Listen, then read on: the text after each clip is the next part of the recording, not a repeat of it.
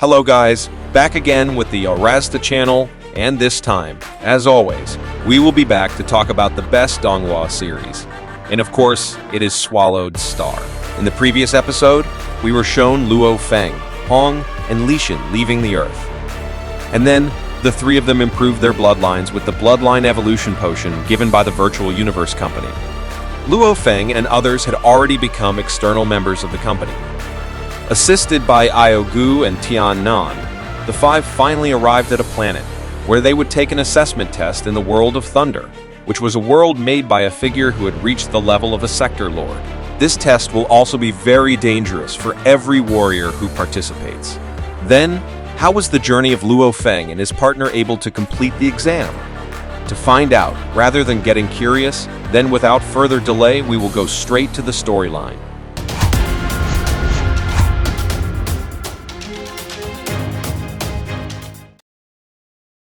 After entering the world called the World of Thunder, Luo Feng and the others who managed to land safely were immediately confronted with barren terrain that looked so bleak, a place known as the Desert of Death. And from Babata, it was known that the place they visited this time had a gravity 3,900 times heavier than the gravity on Earth. It was also said that this Thunder world was created by a sector ruler who used original materials from the universe. The soil, sand, rocks, and everything else are all influenced by the energy of the original universe. It is a very special world, because everything in this place is influenced by the energy of the universe. The energy that gathers in it will also condense and solidify into cosmic crystals over time. Cosmic crystals themselves can be used as currency with a high enough price, and because the World of Thunder is a very large place, it means that the cosmic crystals created in this place are also very large in number. Even if one came to the World of Thunder and returned with just a single crystal, it would be enough to make him a lot of money. In the midst of Babata's explanation, from the distance, a large dark storm began to rumble towards them, and upon further observation, Luo Feng knew that the phenomenon was known as the Storm of Death, a natural phenomenon that would greatly endanger the warriors. That was why, for now, Luo Feng and the others had no other choice but to escape the Storm of Death as much as possible. Previously, Luo Feng had already given some information related to the World of Thunder. It was said that within the Dead Desert region that they were now in, there were three dangerous things that the warriors had to avoid, and the Storm of Death was one of the three. The storm can appear at any time without giving any sign, and those who are faced with the phenomenon can only run until the storm subsides because there is nowhere to hide. The danger of the Storm of Death is also shown when a warrior from another team is sucked into the storm. His body seemed to vaporize, mixing with the flying dust. The position of Luo Feng and the others was also almost caught up by the Storm of Death that seemed to be targeting them. In an effort to escape the phenomenon, Luo Feng and the others began to increase their flying speed using all their strength, forcing themselves not to be swallowed up by the terrifying Storm of Death. A phenomenon that was more terrifying when compared to fighting a slightly stronger enemy.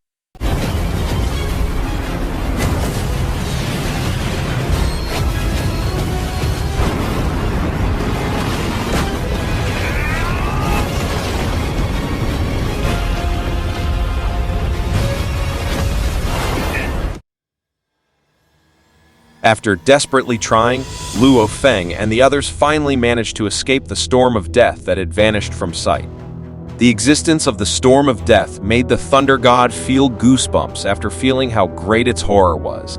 Their own position was currently at the intersection of the mountains and the Desert of Death. Not far from there, about 1.6 kilometers away, is a lake called Demon Moon Lake, which will be their next destination.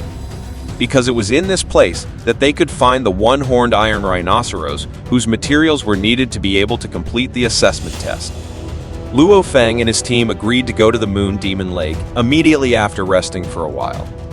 Until finally, Luo Feng's team arrived around the lake area. Before starting the action, Luo Feng asked all team members to remain careful. Because this Moon Demon Lake was the residence of ferocious beasts that had low intelligence but still had great strength. Similarly, the one-horned iron rhino that was the target was also quite a terrifying beast. That's why Luo Feng asked all his members to remain vigilant. Not long after, The Iron Rhino horde positioned itself, and it was known that the average of the beasts was already at the level of star level. With such a high level, it was clear that Luo Feng and the others would be quite troubled. The battle that ensued would probably take too much time. But at the same time, Luo Feng said that they didn't have to fight for now, because his detector sensed that there was another strong team coming and approaching. And obviously, the other team must also be targeting the one-horned Iron Rhino. That's why, henceforth, Luo Feng and the others would only watch the battle from a distance. After a while, the strong team finally arrived there. There were 9 warriors wearing golden armor, as well as one person who was the leader of the team. She was a woman who seemed to unceremoniously send all her members to attack the one-horned rhinos. Luo Feng was quite amazed when he was able to see the battle of a very strong team. The team had 9 warriors at the 9-level star level and 1 second-level starfighter as its leader. Luo Feng thought their team was very strong because they dared to attack the opponent directly and could dominate the opponent easily. In the middle of the battle, Babata also explained to Luo Feng if this team used the unique battle armor owned by the Black Dragon Mountain Emperor. While the Star Level 2 girl who was monitoring the battle had the bloodline of a dragon man from the Venomous Crow clan, that was a unique bloodline found within the Black Dragon Mountain Imperial family, which showed that the girl came from an imperial family that clearly had an unusual background. After subverting the one-horned iron rhinos in that place and getting the materials they needed, without lingering, the strong team immediately returned to the movement and left the scene. After the situation was safe, Luo Feng and the others went down to the scene of the battle. After seeing the bodies of the one-horned rhinos lying there, Hong felt that what the previous team had done was too much by finishing off the rhinos indiscriminately. They also left in a hurry and left some materials from the rhinos they had defeated. It was a blessing for Luo Feng's team that they didn't have to fight but were able to obtain 6 iron rhino horns, which Luo Feng kept in his storage ring without lingering. But at the same time, Babata gave a report of a problem that had arisen 12 kilometers away from where they were. Another team was approaching at high speed, and it was likely that the team intended to intercept Luo Feng leaving there and carry out looting. The team Babata was referring to was filled with 7 9th-level starfighters, 1 2nd-level starfighter, and 1 3rd-level star. They were a strong team that would be quite difficult to deal with, according to Luo Feng. Rather than having a fight that brought absolutely no benefits, leaving was the best option for now. Together with his team, Luo Feng left the lake area. The approaching enemy then sent out 5 warriors that formed a sharp blade battle formation, and the 5 began to increase their speed to catch up to Luo Feng's team, which was already not too far away from their current distance. And of course, in the end, after successfully passing Luo Feng and the others, the enemy in the front area intercepted Luo Feng's team and then released a fist to knock them towards the surface. And thus, Luo Feng and the others would not be able to avoid fighting against the enemy team that had targeted them for a long time.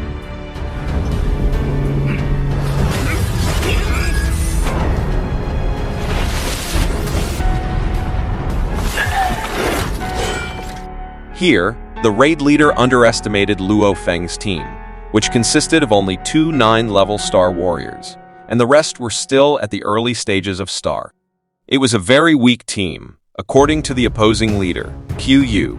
Babata said that Qiyu was from the Nakaman race, which was very strong and aggressive among the billions of human races in the universe. And not only that, this time Qiyu was also accompanied by strong warriors who supported him from behind, and they came from Beihu Tower. That's why Babata asked Luo Feng and the others to be careful in the imminent battle.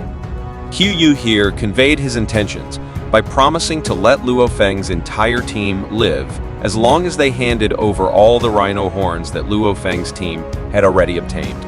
Because if not, then Qiyu, along with the warriors from Beihu Tower, would take violent actions to be able to seize it. Luo Feng wondered if Beihu Tower, which was one of the 4 strongest organizations in Black Dragon Mountain, and the people of Beihu Tower that he was going to face this time were related to Nolan Shan. But rather than thinking about the uncertain, it was better to take care of the current matter. In accordance with the opponent's request, Luo Feng would give him an iron rhino horn, which he then threw down on the ground unceremoniously while telling Qiyu to pick it up himself. Here, Qiuyu felt that he was being played, as Luo Feng only handed over one horn. Luo Feng said that was all he could give, and if he didn't want it, then Luo Feng would take it back. Qiuyu, who felt that he was getting played, started to get annoyed. At the same time, the woman who kept sticking with him also asked Qiuyu to just kill Luo Feng and the others because they had just underestimated Qiuyu. And of course, the already heated situation made the fight between the two parties unavoidable. Before the start of the battle, through telepathic communication, Luo Feng spoke to each of his members to see if, in this battle, they would use the tactics they had previously made before entering the world of thunder. And then the battle ensued.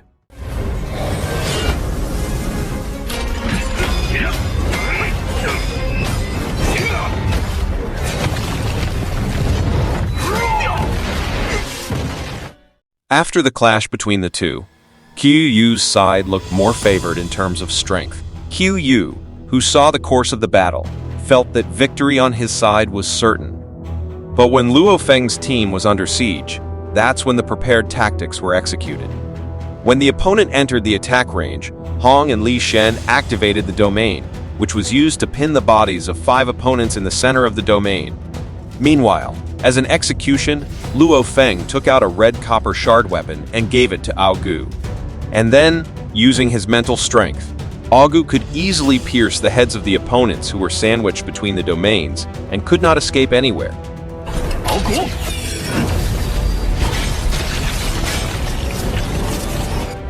After his men were eliminated, Qiuyu sent out the remaining 2 people, while he and his woman would run away from there.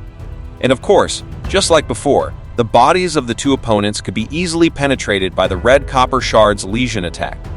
On the other hand, Qiuyu and his woman were also not let go by Tianan, who managed to catch up. In that situation, in order to escape, Qiuyu distracted Tianan by throwing his own woman, who then had to be killed, while Qiuyu himself managed to escape. Luo Feng also asked Tianan not to chase after the opponent, who managed to escape because the others still couldn't keep up with Tianan's fast movement speed. Since this place is quite dangerous, they also shouldn't get separated from each other.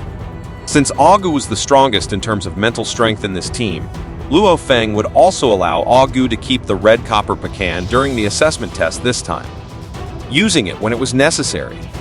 On the other hand, Babata asked Luo Feng not to worry about letting one of his opponents go, as Qiuyu still didn't know Luo Feng's true identity. But after all, this Qiuyu was a disciple of Beihu Tower, and Babata still didn't know whether or not he had a relationship with Nolan Sand. Henceforth, Luo Feng and the others would return to gather the materials needed to complete the test. And that is to collect the Windhorn Stone, which is located in Wind Thunder Canyon. The canyon is very far because it is 300,000 kilometers away from Luo Feng's current place. And it was estimated that it would take 1 month to get to the destination. And without wasting much time, the 5 set off. In the other direction was Qiuyu, who was a little regretful that he had just underestimated an opponent who had a domain when he was only an early stage star level. He had hidden weapons of unusual materials as well as great tactics. That's why, starting from here, Qiuyu promised never to underestimate his opponent again. Some time had passed, and Luo Feng and the others now only needed 1 more day before they could get to Wind Thunder Canyon, the place where the Windhorn Stone was located. Their journey was also fairly safe, because there was Babata, who chose the best travel route for them and avoided the monsters that had been seen around the area. But unlike before, the terrain they were traveling on this time was a vast plain that made the monsters' visibility even greater. The God of Thunder here was very confident that the journey would remain safe, especially now that there was only 1 day left before they arrived at their destination. But not long after, Babata also immediately found that there were 3 beasts that came crashing towards Luo Feng and his team from the front. Since the beasts wouldn't let them go, having no other choice, Og used a red copper shard weapon to defeat the beasts.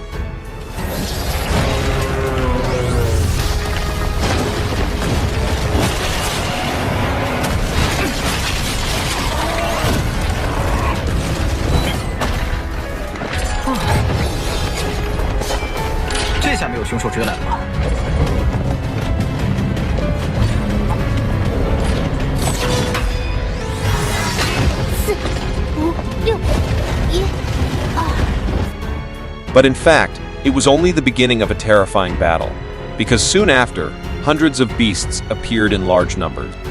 Protecting the team by using domain did work, but apparently, Hong couldn't hold out for long. In this vast plain, if Luo Feng and his team escaped through the airways, then what they were doing would only lure back other monsters to come there. That was why here, Luo Feng wouldn't do any fighting but rather forcefully break through the area. After Hong's domain was disabled, Augu and Luo Feng threw forward the red copper and heaven forbid shuttle that were tasked with opening the way.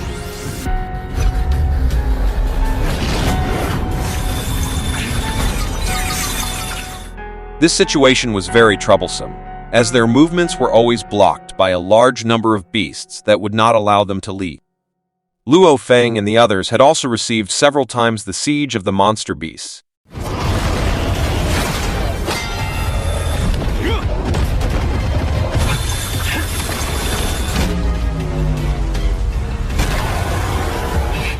Until finally he used 3 silver humans who had strong defenses, using their shape-shifting bodies to open the way.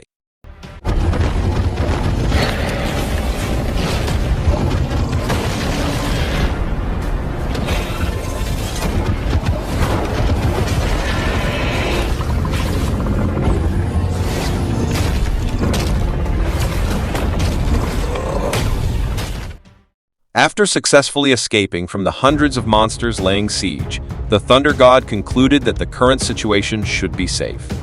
In fact, when the God of Thunder said everything would be safe, the opposite happened. And sure enough, in the middle of the journey, a golden thunderbolt appeared from the sky that was targeted at Luo Feng. The Thunder God realized the swift attack had pushed Luo Feng's body, and it was he who would withstand this powerful attack that came suddenly. The golden thunder lightning attack turned out to come from a monster called the Thunder Eagle, which, with its power here, managed to crush the Thunder God in a clash of strength. Although both have the attribute of lightning, the power of thunder and the lightning of the eagle are still more dominant than the God of Thunder, so that the bald man's strength can be easily negated and absolutely cannot produce any damage. The creature has a body wrapped in thunder and lightning unique to the Thunder World, so it has a very strong defense. An ordinary person hit by this eagle's thunder lightning was said to be unable to survive. Then, could Luo Feng and the others survive?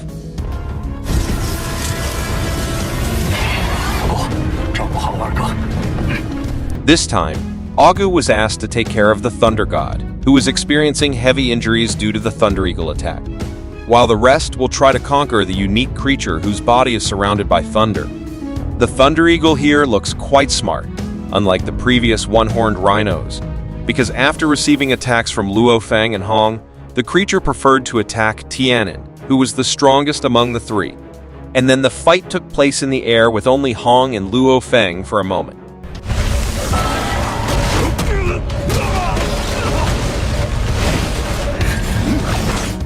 The Thunder Eagle's fast movements could also not be followed by the eyes of the 2, but they lasted only for a moment, because not long after, Tianan also returned to the fight. But still, defeating the beast is very difficult because, besides having super fast movements, its strength cannot be underestimated.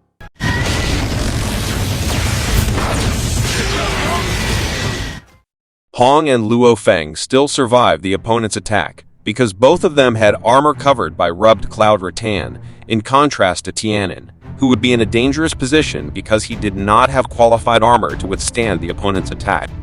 That's why the 2 of them diverted the Thunder Eagle's focus to curb his movements with the rubbed cloud rattan, while Tianan will serve as a damage dealer.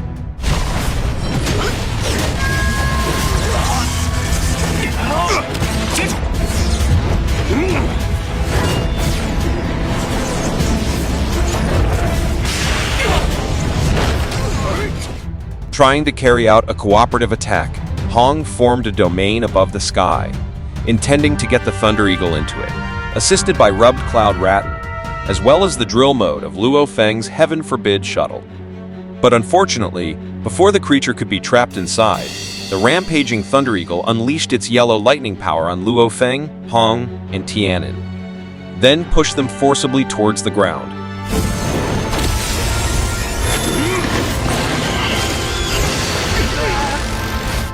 From the battle, Hong realized that their opponent this time was too strong. The thunder protection surrounding the eagle's body was also very difficult to penetrate. When the Thunder Eagle lunged at the three of them, suddenly, from another direction, Augu made a surprise attack against the opponent's mentality, making the Thunder Eagle unconscious for a moment. Not wanting to waste the opportunity that arose, the three of them unhesitatingly performed a combination attack, dealing a little damage to the Thunder Eagle and then knocking it far away.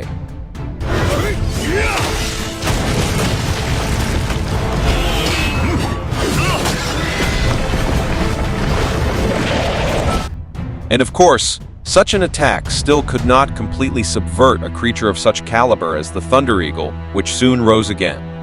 Along with that, Babata asked everyone to stop attacking this enemy, as the Thunder Eagle was a beast at the top of the Death Desert's food chain.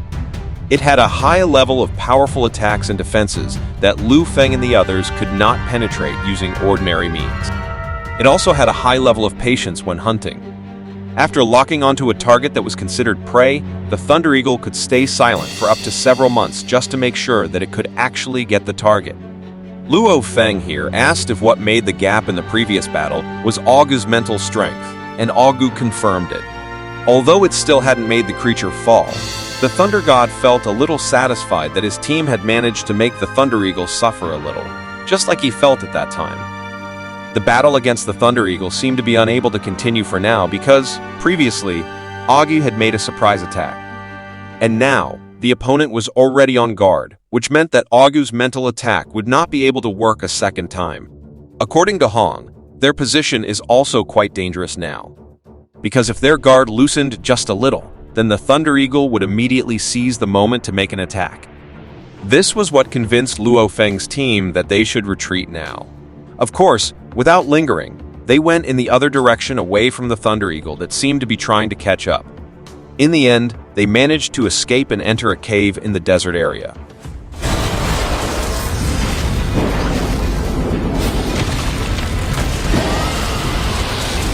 But since this creature was very patient when hunting, it obviously wouldn't leave its prey alone and would continue to wait in the outside area.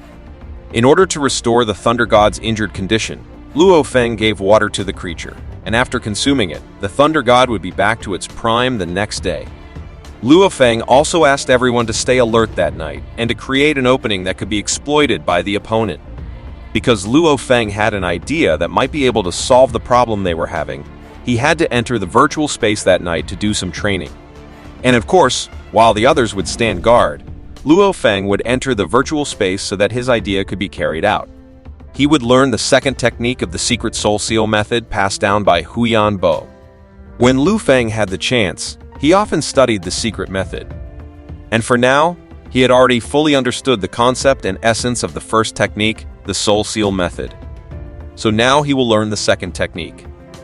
Babata could recall that the second technique of the secret method was called the soul seal impulse.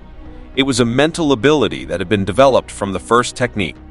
If Luo Feng could learn this one secret method, it was clear that the Thunder Eagle that attacked them earlier would never have thought that Luo Feng could improve his mental attack in one night. That way, he could perform surprise attacks like Augu had done earlier to create an opening. During Luo Feng's training process, Babata also explained a little that the Soul Seal boost was a mental attack that was able to penetrate the opponent's sea of consciousness, like a pulse that would produce vibrations and disrupt brainwaves. Even though the opponent affected by the attack was stronger in level when compared to Luo Feng, they would still experience a slight void of consciousness for a moment. And that was what Luo Feng would use as the key to victory. Apart from these problems, Babatai said that Luo Feng's golden horn body was currently at the 9th level star level, and was only one step away from being at the universe level. However, breaking through to the universe level was quite a difficult process, and required more time than usual. Luo Feng also asked how long it would take for the Nolanshan family group to arrive on Earth. Babata said that they would arrive in about 2 years, 4 months, and 29 days. And before this specified time, Luo Feng could not help but be forced to immediately reach the universe level so that he could match the attack of the Nolanshan family, who intended to seize ownership of the Earth. Next, we will switch briefly to the invader's plane. Bowie Kaluo, who has just come out of exile, asks Davin, How strong do he think the Earth Warriors are that even Pula's elite team can fail to capture the planet? He also felt very curious about a location that Earthlings called the ruins of the #1 ancient civilization that the Pula team could not even enter. Although Davin still doesn't know how strong the Earth Warriors are, especially Luo Feng, who is the ruler of the Earth, but previously, Patriarch Nolan was flatly rejected when he bid for the Earth at a price of 100 billion Ganwon. Likewise, Patriarch Nolan had a conflict with Luo Feng in the virtual space of the universe, which is enough to show that Luo Feng has quite high confidence in his strength. After getting some information from Davin, Baui Kaluo then went back into seclusion to train before they reached Earth in over 2 years. The moment after Baui Kaluo left, Davin did not think that the person had already ascended to the 6th or 8th level of the universe, 2 levels above Davin. But here, Davin will not let Baui Kaluo get all the achievements when carrying out their mission on Earth. There seems to be a little sense of competition between these two alien guys. We return to Luo Feng and Friend's place. Above the cave, the Thunder Eagle is still flying in circles to wait for its prey to come out.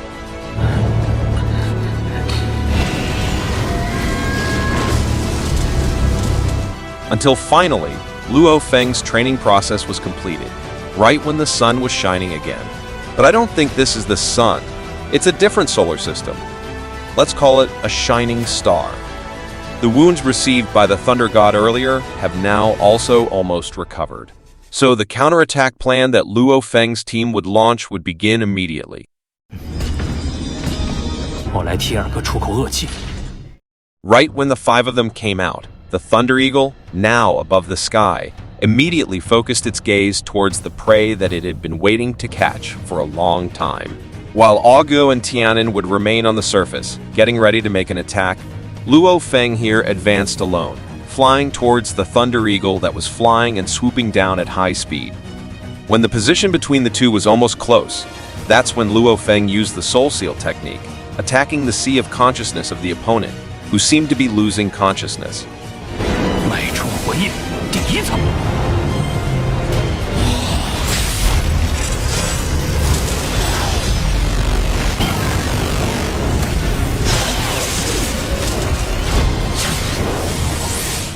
Receiving the signal from Luo Feng, Tianan and Og began to attack. Here, Og used a shard of red copper to injure the right wing of the Thunder Eagle, which was flying chaotically, followed by Tianan, who released several slashes at the Thunder Eagle's neck.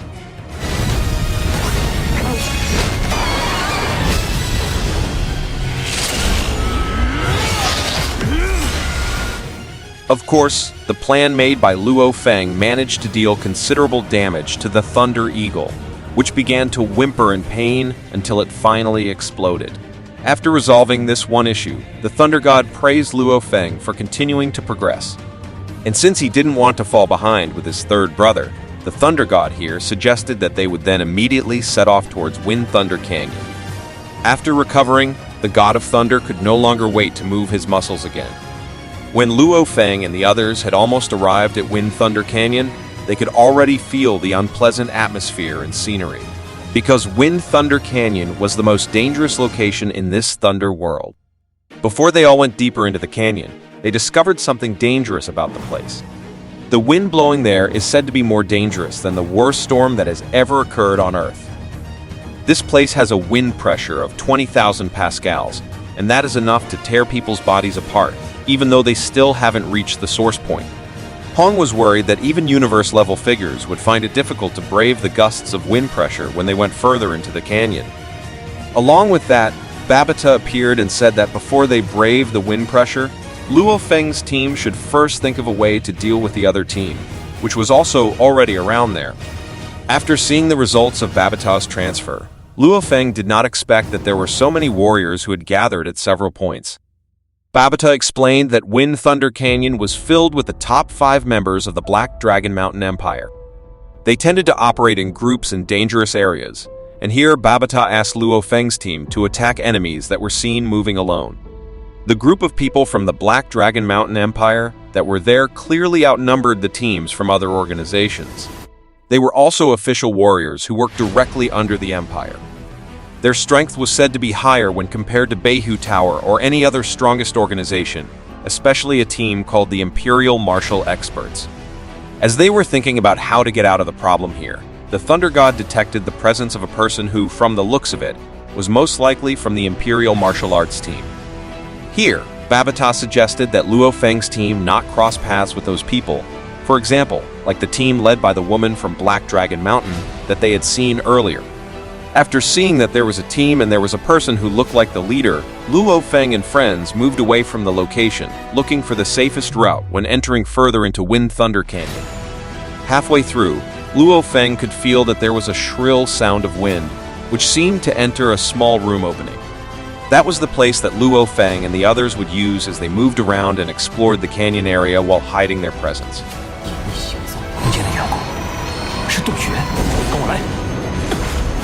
Elsewhere, Ming Yu said that the Windhorn Stone was a necessary material if one wanted to complete this stage of the initial assessment test.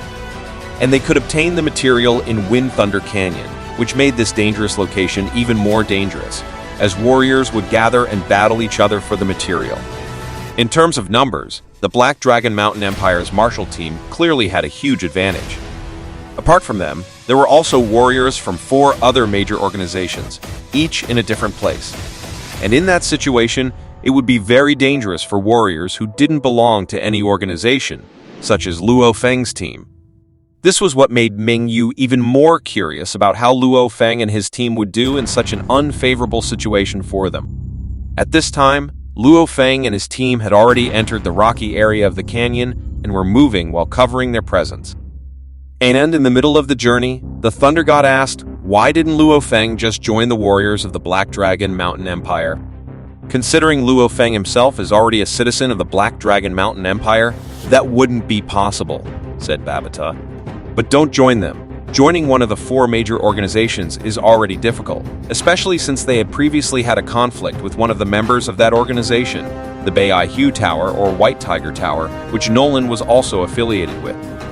According to Babata, if they wanted to join one of these organizations, then they needed acquaintances, such as members who had already entered the organization.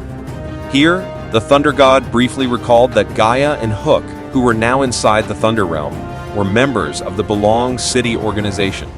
Of course, this was an opportunity for Luo Feng and his team to gain strong associates while in the Thunder Realm.